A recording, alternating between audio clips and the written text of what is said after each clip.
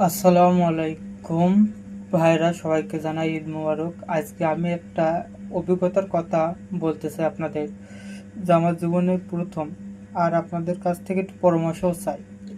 আমি একজন ছোট ব্যবসাদার, ব্যবসার বয়স 3-4 বছর হবে।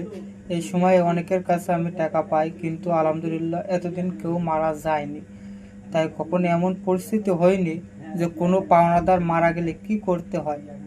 গতকাল রাত 12টার দিকে আমাদের গ্রামে একজন মারা গেছে।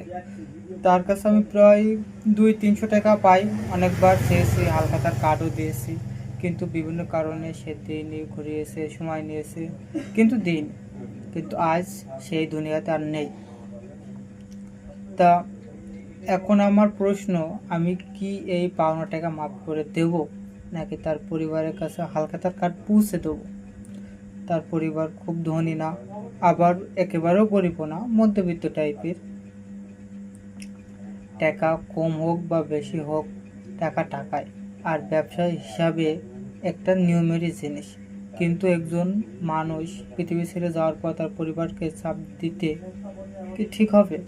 তার পরিবার কি মনে করবে? তারা কি কষ্ট পাবে? নাকি তারা বলবে, ভাই আপনি ঠিকই করেছেন, দেনা তো দেনাই হয়? সত্যি কথা বলতে, আমি জীবনে এমন কাউকে দেনা মাপ দিইনি, কারণ এমন পরিস্থিতি হয়নি, এবার প্রথম। আর তাই আপনাদের অভিজ্ঞতা, আপনাদের পরামর্শ দরকার।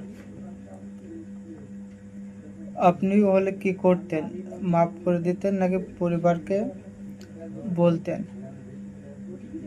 কমেন্টে লিখে আমাকে জানান।